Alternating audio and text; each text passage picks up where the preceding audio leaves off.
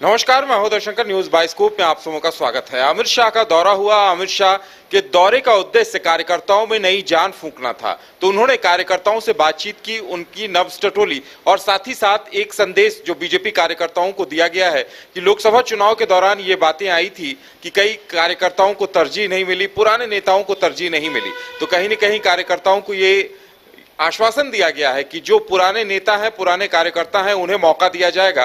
और सबसे बड़ी बात कि जो हैवी वेट पुराने नेता हैं बीजेपी के, चाहे अर्जुन मुंडा हो, चाहे सुदर्शन भगत हो, या फिर जो लोकसभा चुनाव हार गए हैं, उन्हें भी विधानसभा चुनाव में मैदान में उतारा जाएगा। इस बात के साफ संकेत दे दिए गए हैं। और अमित शाह जब रांची आए तो और जब वो बैठक ले रहे थे तो उनके दाएं बाएं बाबूलाल मरांडी और अर्जुन मुंडा दिखाई दिए। इन तस्वीरों को लेकर चर्चाएं शुरू हो गई हैं। हमारे साथ हमारे सहयोगी मदन है। मदन, देखिए, अमित शाह नई जान फूंकने की कवायद को लेकर यहां आए थे, उसमें वो कहां तक कामयाब रहे? कार्यकर्ताओं से भी आपकी बातचीत हुई होगी, लेकिन एक जो मैसेज उन्होंने दिया कि उन्होंने दाएं बाएं बाबूलाल और अर्जुन मुंडा को बिठाया, कहीं ना कहीं ये साफ संदेश दे दिया कि अब बीजेपी में अर्जुन मुंडा और बाबूलाल मरांडी नेतृत्व करेंगे। यानी ये एक साफ संकेत है भविष्य की सियासत के लिए। देखिए, जिस तरह से वो केंद्र की राजनीति से बाहर हुए, अर्जुन मुंडा चुनाव हारे और उसके बाद झारखंड में अब उनकी फिर से सक्रियता दिख रही है। ऐसे में अब ये अनुमान पहले से लगाया जा रहा है कि झारखंड में अर्जुन मुंडा की वापसी हो सकती है। और जिस तरह से हेमंत विश्व शर्मा लोकसभा चुनाव के परिणाम आने के बाद तमाम अपने आदिवासी बड़े नेताओं के घर पहुँचते हैं और फिर उनके बारे में उनसे मिलकर पूछते हैं और ये बताते हैं कि ये नहीं है कि परिणाम हमारे पक्ष में अगर नहीं आया तो हमें हाथ पर हाथ धरकर बैठ जाना है, बल्कि हमें और ऊर्जा के साथ चुनावी मैदान में उतरना है। और उसी समय ये संकेत मिल गए थे कि तमाम वो चेहरे जो लोकसभा चुनाव में अपने भाग्य को आजमाया लेकिन सफलता नहीं मिली, अब फिर से उसे मध्य प्रदेश के तर्ज पर यहाँ भी उन चेहरों को विधानसभा चुनाव में लड़ाया जाएगा, ताकि फिर से एक बार वो पॉलिटिक्स में वापस लौट सके, राज्य की राजनीति में वो सक्रिय भूमिका में रहें। तो ऐसे में जो तमाम बड़े चेहरे हैं, चाहे गीता कोरा हो, सीता सोरेन हो, फिर समीर उरांव हो, अर्जुन मुंडा हो, अरुण उरांव हो, इन तमाम बड़े नेताओं के घर पहुंचकर यह मैसेज देने की कोशिश हुई कि आदिवासी समाज हमारे साथ हैं। आदिवासी समाज को अगर किसी भी तरह की परेशानी हमसे हुई है, जो भी कन्फ्यूज़न है, उसको दूर करके फिर से एक साथ मिलकर चला जाए, ताकि जो एसटी सीटें हैं उस पर हमारी बढ़त हो सके। और जो भले ही लोकसभा क्षेत्र 5 सीटें हमने हारी है, लेकिन विधानसभा के जो 52 सीट हमारे पास हैं, यानी कि जो बढ़त मिली है, उस पर बीजेपी के नेता और कार्यकर्ता काफ़ी उत्साहित दिख रहे हैं। और इसी को लेकर के आगे बढ़ते हुए वो कह रहे हैं कि राज्य में हमारी वापसी होगी, फिर से एक बार हम बीजेपी की सरकार बनाएंगे। तो ऐसे में अमित शाह जब 4 घंटे तक मैराथन बैठक करते हैं, अपने नेताओं के साथ बैठते हैं, तो कई विषयों पर मंथन होता है।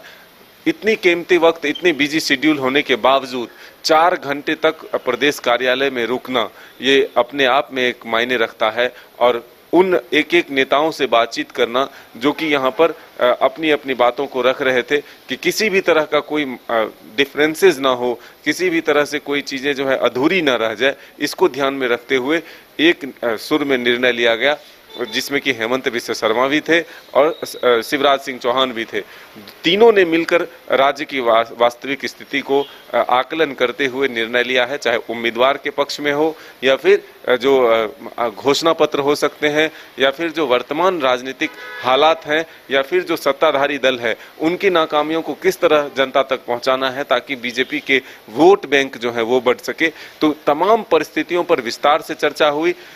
उम्मीदवारों के नाम पर भी चर्चा हुई कई सीटों पर, और जल्द से जल्द घोषणा करने की भी कवायद तेज कर दी गई है। तो बीजेपी के उम्मीदवार के नाम की घोषणा जो है लोकसभा के तर्ज पर पहले ही विधानसभा के उम्मीदवार के नाम की भी घोषणा हो सकती है। तो कई संभावनाएं जो है और बढ़ गई, तेजी और आ गई जब अमित शाह खुद यहां झारखंड पहुंचकर प्रदेश कार्यालय में बैठकर मैराथन बैठक करते हैं और अपने कार्यकर्ता और नेताओं को टास्क देकर जाते हैं। बिल्कुल, तो लगभग 2 से ढाई महीने पहले जिस तरह लोकसभा प्रत्याशियों के नामों की घोषणा कर दी गई थी, उसी तरह ये अब कयास लगाया जा रहा है कि झारखंड की 81 विधानसभा सीटों में से लगभग 40 से 50 विधानसभा सीटों पर नामों की घोषणा संभवतः अगस्त माह के अंत तक कर दी जाएगी। और मदन, देखिए, बाबूलाल मरांडी और अर्जुन मुंडा का का साथ साथ बैठना ये उस दौर की याद दिलाता है जब बीजेपी झारखंड में सबसे ज्यादा मजबूत हुआ करती थी।